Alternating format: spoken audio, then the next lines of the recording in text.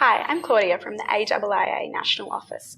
Today I'm here with His Excellency Yogesh Punja, the Fijian High Commissioner to Australia, who is here attending our conference on food, national and biosecurity.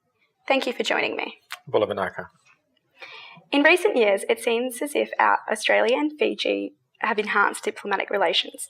Can you explain this increasing importance?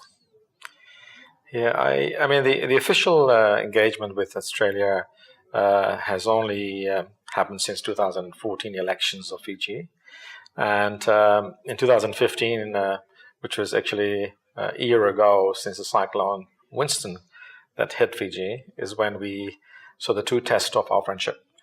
And I think we have had a strategic alliance between Pacific and Fiji, and for that matter with Australia. But we've had some falling out after the 2006 incident.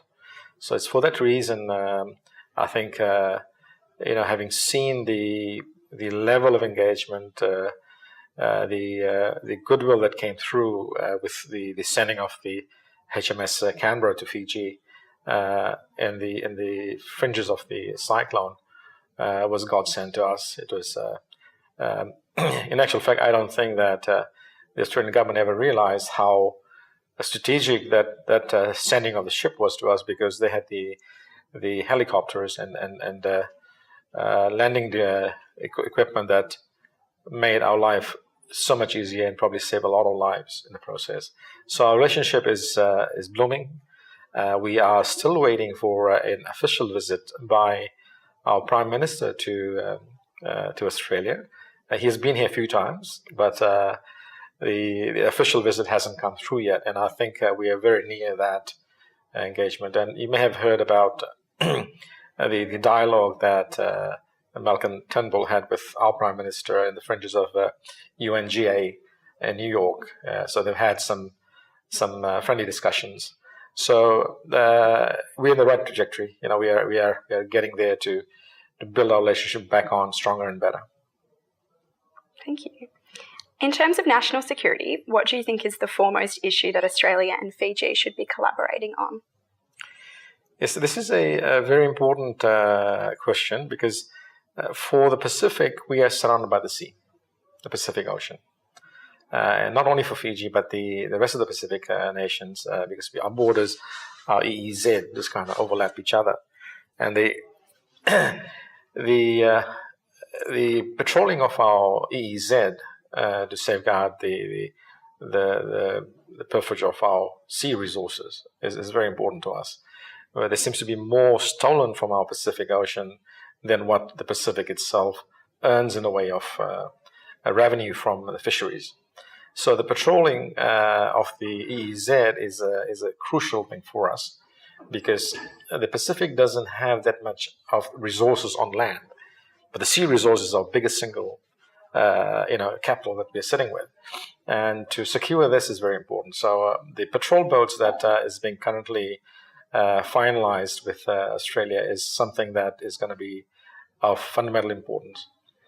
I still believe that although we'll have these patrol boats around us, we still may not be able to do the surveillance work properly, because the ocean is Pacific Ocean, and we have over 1.2 million square kilometers around Fiji itself. It's EEZ.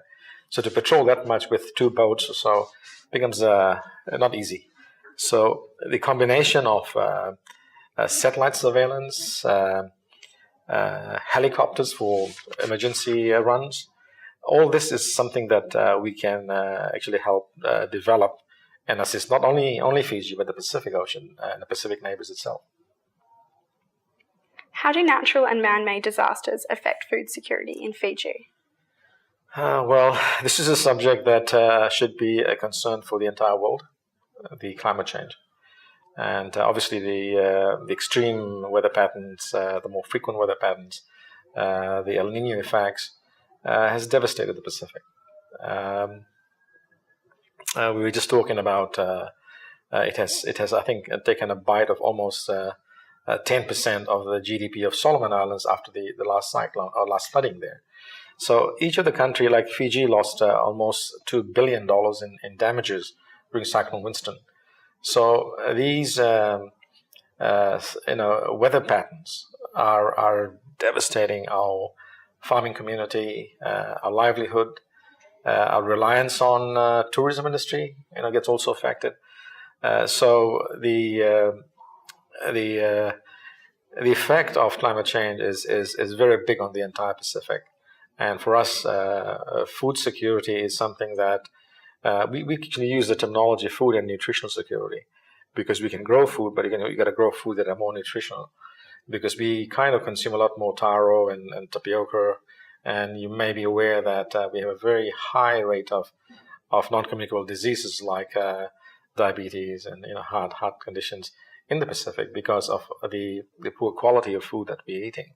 Now with some economic progress, we are consuming more processed food.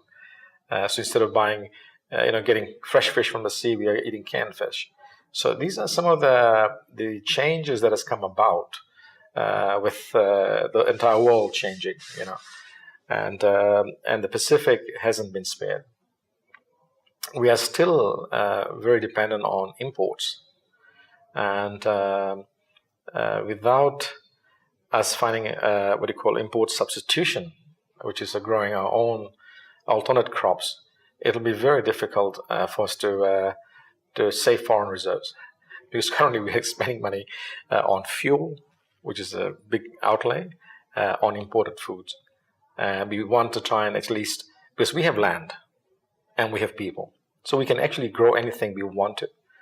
But unfortunately, the land tenure situation is one of those crises not only Fiji, but most of the Pacific Island face, so we cannot do large-scale farming. But end of the day, we are slowly making progress where we are starting to grow a lot more, getting more scientific about what we grow, what we can export. We are having a huge biosecurity systems in place. We comply with all of Australian requirement of fumigation and heat treatment, all of that. We have all those capacities on the ground. And more recently, because of the non-tariff barriers that has been coming through from areas, from interest parties, that we have decided to jump the system and start producing and sending fruits and more vegetables. I think it's more root crop, frozen. So that's a new way. So when you have a frozen product going through, there is no issue. So we are value adding in Fiji, and subsequently, getting a better return on our investment. So things are slowly changing, but for a small island nation, one devastation, you lose 5-10% of your GDP.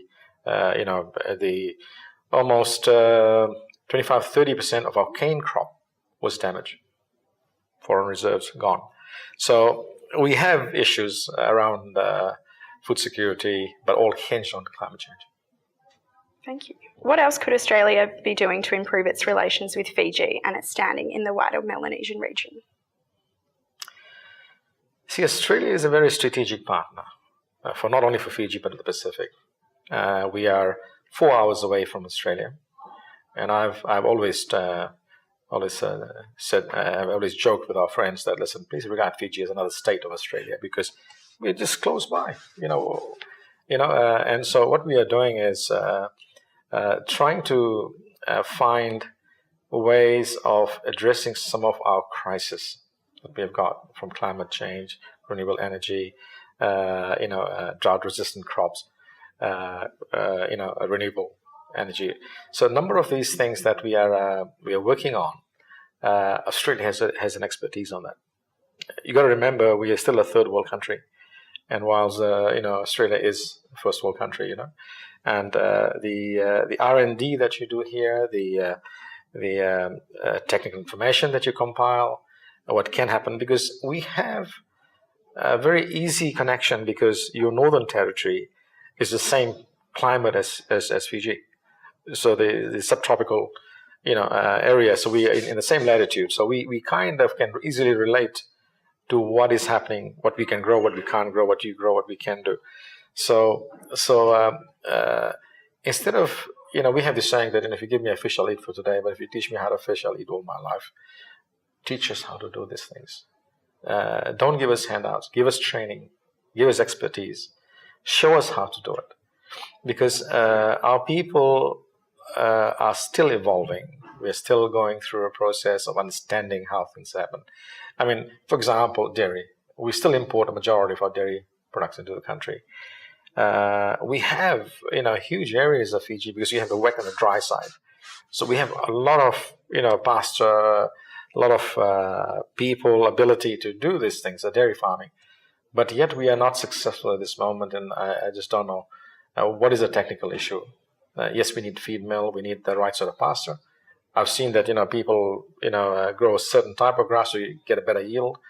So we don't have those expertise. I think this is where Australia can actually come in with the collaborations. We already have dialogue, but I think identifying where exactly we can punch that'll make a difference for us. So that's the focus that I think we should be having with Australia. Well, thank you for joining me today, Your Excellency. For more information about the AIIA, please visit internationalaffairs.org, like us on Facebook or follow us on Twitter.